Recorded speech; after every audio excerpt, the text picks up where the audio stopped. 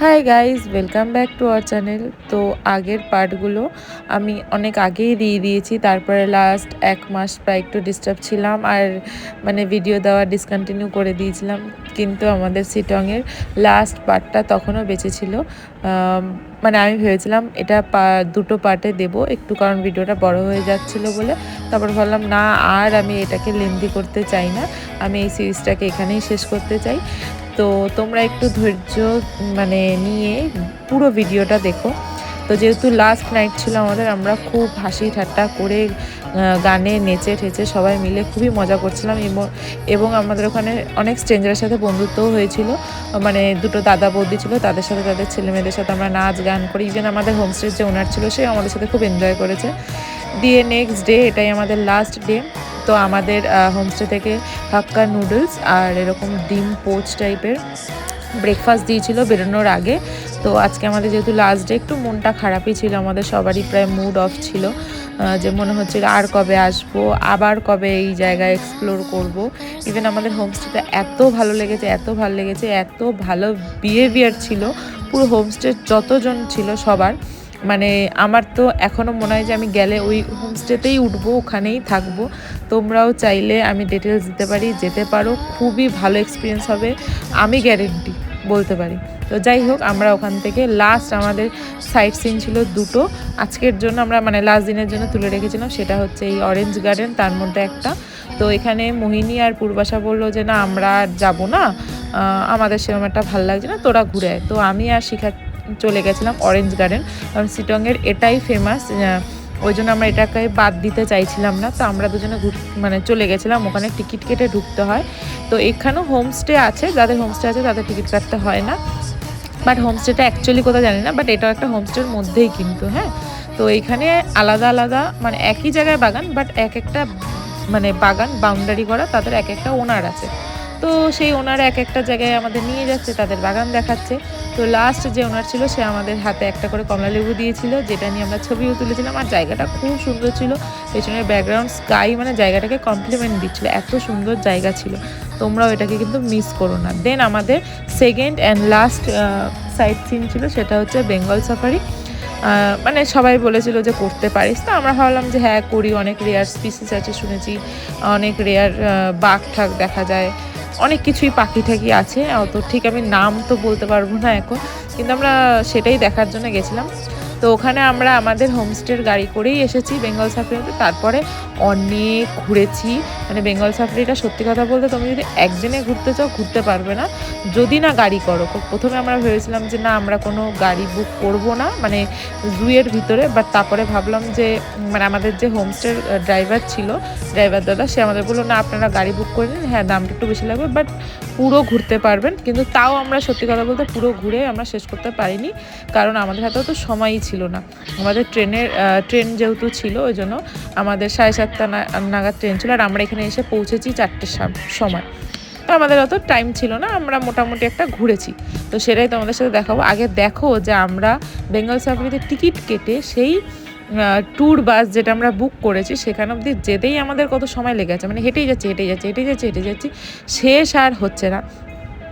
দিয়ে আমরা সেদিন দুপুরেও তখনও খেয়ে উঠতে পারিনি, কিন্তু আমরা যেহেতু তাড়াতাড়ি টিকিট কেটে ফেলেছিলাম, ওই জন্য আমাদের আগে সাফারিটা করতে বলা হচ্ছিলো, বারবার ডাকছিল। ওই জন্য আমরা লাঞ্চটা ভেবেছিলাম যে একেবারে ইভিনিংয়েই করে নেবো, ইভিনিং হয়েই গেছিলো যেতে যেতে। তো ওই জন্য আমরা লাঞ্চটা পরে স্কিপ করে নিয়েছিলাম সেদিন। তো আমরা এখানে হেঁটে হেঁটে মোটামুটি আশেপাশে ছোটোখাটো পার্ক ছিল, এখানে তেমন কিছু দেখার ছিল না। তো এখানে আমাদের যে বিএসএফ বা কিছু একটা ছিল, আমি জানি না ঠিক, সে আমাদেরকে তাড়াতাড়ি করে ডাকছে যে আপনাদের বাস এসে গেছে, তাড়াতাড়ি উঠুন। দিয়ে আমরা এখানে উঠি। আর সেখান থেকে আমাদের এক্সপিরিয়েন্সটা খুব ভালো ছিল। আমার এরকম প্রথম এক্সপিরিয়েন্স ছিল। আগে আমি দেখেছিলাম ইনস্টাগ্রামে যে সবাই হুড খোলা গাড়িতে মানে থারে গিয়ে বেঙ্গল সাফারি করেছে, একদম ডাইরেক্ট সামনে থেকে দেখেছি, আমরাও দেখেছি। বাট আমাদের কাচ ওঠানো ছিল, কারণ একদিকে ভালো ছিল যে এত আওয়াজে ওরাও একটুখানি কনসিয়াস হয়ে যেত, সে অ্যাটাক ফ্যাটাক যদি করে ফেলে। যাই হোক, ওই জন্য আমাদের কাজ টাজ তুলে দিয়েছিল।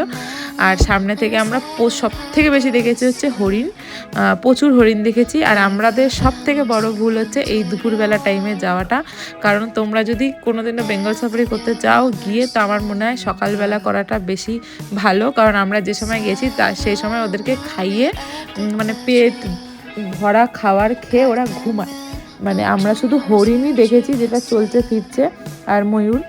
আর বাকি সব মানে ঢুকে আগে ফার্স্ট আমরা লায়ন দেখেছিলাম, যেটা অলরেডি ঘুমিয়েছিল, না ঘুরছিল না ফিরছিল, ও এক জায়গাতেই ঘুমিয়েছিল। আর হরিণ দেখেছি প্রচুর, যেখানে ওরা মানে চলাফেরা করছিল, ওরা তো করেই চলাফেরা, ওদের কোনো রকম টাইমিং নেই। তারপর আমরা বাঘ দেখেছি, যেগুলো মানে চিতা, রয়্যাল বেঙ্গল টাইগার, যেগুলো ওই সেম ব্যাপার, যারা একদম পেট ভরে খেয়ে ঘুমাচ্ছিল বা হাঁটছিল, ওদের কোনো মুডই নেই মানে আমাদের দিকে তাকানোর বা আমাদের দিকে আসার। তো এখানে কিছু কিছু রেয়ার হরিণ ছিল। অনেকে বলছিল এই হরিণটা নাকি সালমান খান যে মেরেছে, ওই হরিণটা আমি ঠিক জানি না, বলতে পারবো না, মানে গাইড বলছিল এটা, সোজা কথা। তো এখানে হরিণগুলো খুব সুন্দর ছিল, কারোর বড় বড় শিং ছিল, কারোর ছিল না, কিন্তু দেখতে খুব ভালো লাগছিলো, মনে হচ্ছিলো আমরা একদম কাছেই ওদের, শুধু কাছ মানে কাছটা যদি মাঝখানে না থাকতো একদম কাছেই। আর এখানে প্রচুর ময়ূরও ছিল, কিন্তু মেয়ে ময়ূর ছিল, পাখনা তোলার মতো ময়ূর আমরা দেখিনি। এমনি সুন্দর যা হয় যেরকম থাকে এরকম, মানে আমরা যে টিকিট কেটে যে এক্সপেকটেশন নিয়ে গেছিলাম ভেতরে, ততটা মানে হাই এখানে কোনো ব্যাপার ছিল না, বাট আমরা দেখেছি অনেক কিছু। দিয়ে আমরা ওখানে হোয়াইট চিতা দেখেছি, আর হোয়াইট রয়্যাল বেঙ্গল টাইগারও দেখেছি, ওটাকে কি বলে আলাদা করে জানি না আমি।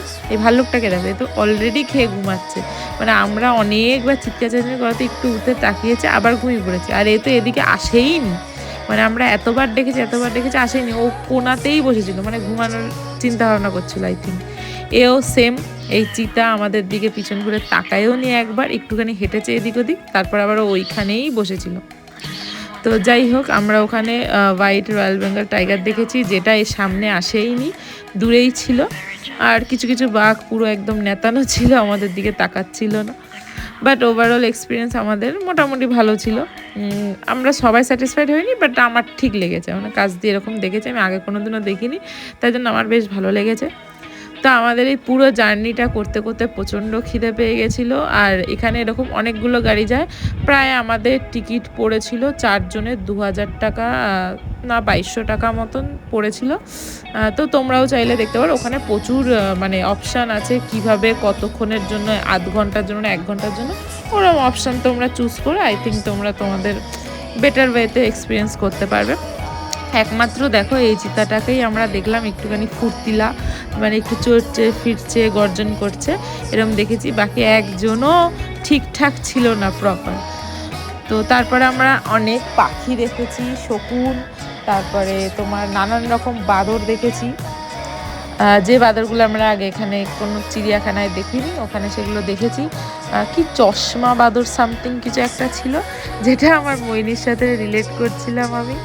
কাছ থেকে এই টাইগারগুলোকে দেখে একটা জিনিস তো বুঝেছি যে এদের চেহারা খুবই বড় বড় হয়, মানে এমনি দূর থেকে এটা মনে হচ্ছে যে ছোটোখাটো বা কিছু না, এটা মানে একটা মানুষের মতন, মানে একটা মানুষ লম্বা হয়ে শুলে যেমন চেহারা, এরকম চেহারা, মানে দেখতে পাচ্ছি। একে তো একদম সামনে দিয়ে দেখেছি, আমাদের অনেকটা সামনে ছিল, মানে যেহেতু একটু আমার মনে হয় বেলার দিকে যাচ্ছে, ওরাও একটু তাজা হয়ে যাচ্ছিল, এরকম কিছু একটা ব্যাপার।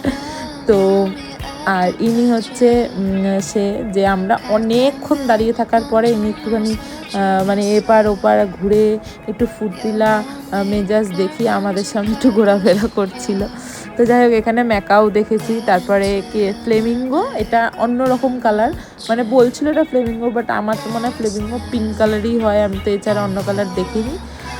আর এই পাখিটা দেখো, ঠোঁটটা একদম কাঠের মতন, মানে এটা কাঠের মতনই না কাঠ এরকম কিছু একটা বলছিল, অনেক বড় ছিল, অনেক বড়। আর তার সাথে টিয়া পাখিও ছিল, আমি ওর সাথে টিয়া পাখি কেন রেখেছি আমি জানি না। তো এখানে ভালচার দেখেছি আমরা। আর এই দেখো সেই বাদরটা, যেটা আমরা মইনির সাথে রিলেট করছিলাম। আর সব থেকে বড় কথা, আমরা এখানে মানে বলা বলি করছিলাম, আমার মনে হয় এরা হাজব্যান্ড ওয়াইফ, মানে যেইখানে হাজব্যান্ড যাচ্ছে, যেইখানে ওয়াইফ যাচ্ছে সেইখানে পিছন পিছন হাজব্যান্ড যাচ্ছে, যা করছে ওর ওয়াইফ তাই করছে হাজব্যান্ড, ও থালা দিচ্ছে ছুঁড়ে ওই তাই করছে। তো এই দেখতে দেখতে আমরা রেপটাইল সেকশনে চলে এসেছি। আর আমার তো সব থেকে এখানে ঘৃণার জায়গা, মানে ওদের স্কিন দেখলেই আমার ঘৃণা লাগে, আর এখানে ইগুয়ানাও দেখেছি, ওরকম কোনো প্রজাতির অনেক কিছুই দেখেছি, তারপরও অনেক পাখি দেখেছি। তো যাই হোক, আমি আর ভিডিও করতে পারিনি খিদের চোটে। তো ফাইনালি আমরা ওখানে জুয়ের একটা রেস্টুরেন্ট বা ক্যাফে, যাই হোক যা বলবে, ওখানে চলে এসেছি। দিয়ে এখানে না ভালো কিছু সেরকম পাচ্ছিলাম না, যাও পাচ্ছিলাম প্রচুর প্রাইস ছিল।